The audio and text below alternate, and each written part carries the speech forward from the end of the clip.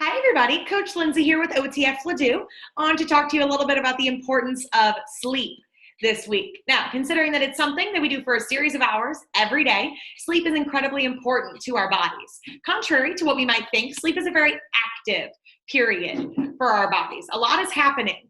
While we're sleeping, our bodies are working hard to process, restore, and strengthen so that we're ready to take on the following day. We're going to start off by talking a little bit about the scientific basis of sleep. Sleep is a natural cycle of activity in the brain consisting of two main stages, non-REM and then REM sleep. While we're sleeping, our bodies go back and forth between varying degrees of that non-REM sleep and then that final REM stage of sleep. Fun fact, our most vivid dreams tend to occur during REM sleep. Okay. According to the National Institute of Neurological Disorders and Stroke, we've got 4 stages to our sleep pattern. The first 3 are non-REM stages, and then stage 4, the final, is going to be that REM stage of sleep. In non-REM stage 1, this is our transition period between being awake and losing consciousness and falling asleep. It lasts 5 to 10 minutes. Your brain waves are beginning to slow down, and you might even be experiencing small muscle twitches. So if you've ever been falling asleep and experienced the sensation of falling over a cliff or a sudden drop, that's very characteristic of stage 1.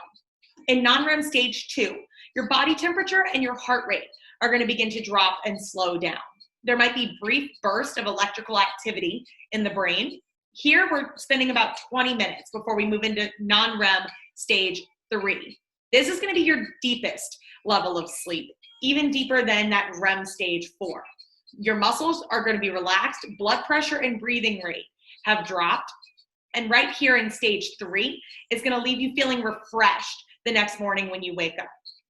Following stage 3, your body stays relaxed, borderline immobilized, but your brain becomes more active as you move into that REM sleep. So REM, R-E-M, stands for rapid eye movement. And that's kind of what's happening when we're in this period of sleep. Your brain is active, dreams are occurring, and your eyes are going to be moving back and forth very quickly behind your eyelids during this period. Throughout the night, we're going to go back and forth, starting with stage 1, dip in, through stage 3 into REM, and then come back up to stage 1 in a cycle. So beyond that, why do we sleep in the first place? While there's still plenty to learn about the function of sleep in human beings, available evidence tells us that sleep functions to restore damaged tissue, boost your learning and your memory, and to help flush toxins from the brain and the body. We spend roughly 1/3 of our lives asleep altogether, and according to the Sleep Foundation, human beings are the only animal that willingly delay sleep. So you're telling me that all the other animals just have a seat and take a nap when they're tired.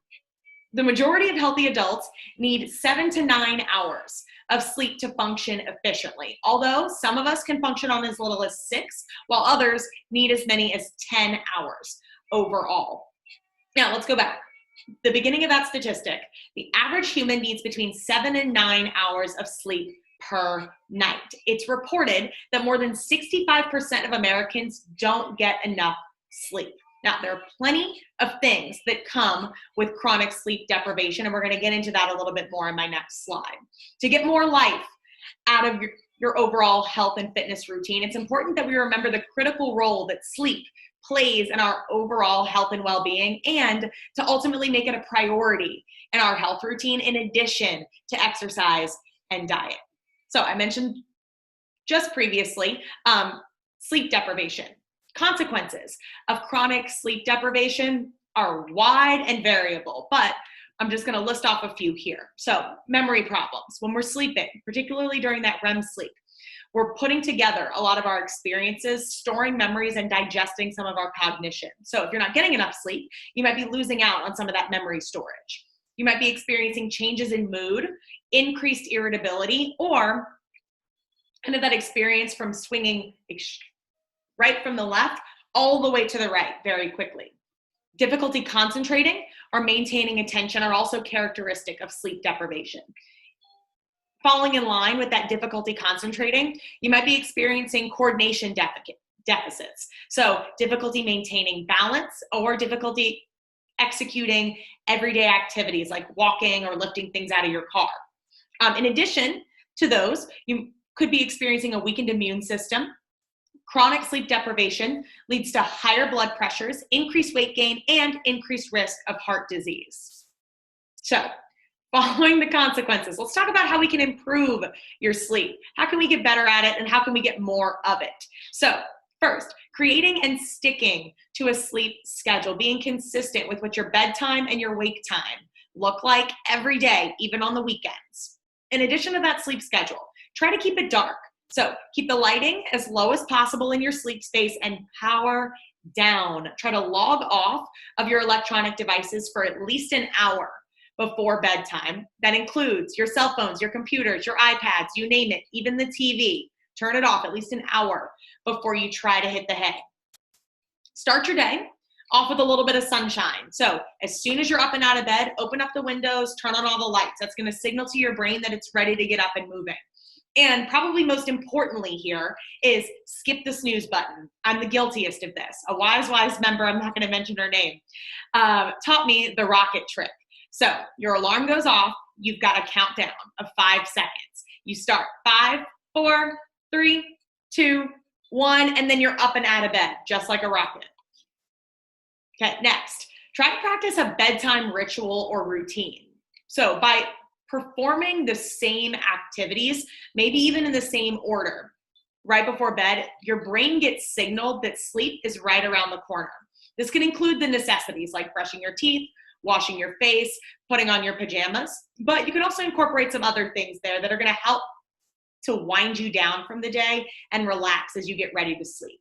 Some ideas include reading before bed, some light stretching, which is good for the body and the mind, some journaling, or even some deep breathing. Other than that, creating an ideal space to sleep is also key for the environment. Try to keep artificial light to a minimum because it disrupts your natural sleep pattern and gets in the way of us moving from our awake state into that first and second stage of non-REM sleep. Try lowering the temperature. Sleep.org suggests that the ideal temperature for sleeping is somewhere between 60 and 67 degrees Fahrenheit.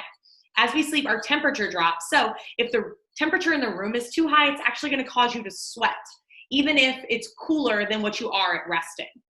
Background noise can be helpful for some. This includes white noise, nature sounds, or even sleep stories to help soothe you and distract your brain as you start to fall asleep. Ultimately, you're looking to make it comfortable. So other options include upgrading your mattress, your pillows, maybe even the sheets. Okay, aside from that, trying to limit caffeine and alcohol intake can definitely help improve your sleep. So I know this is a tough one, especially for those of us that need an afternoon pick-me-up, but caffeine in the afternoon could be making it hard for you to fall asleep.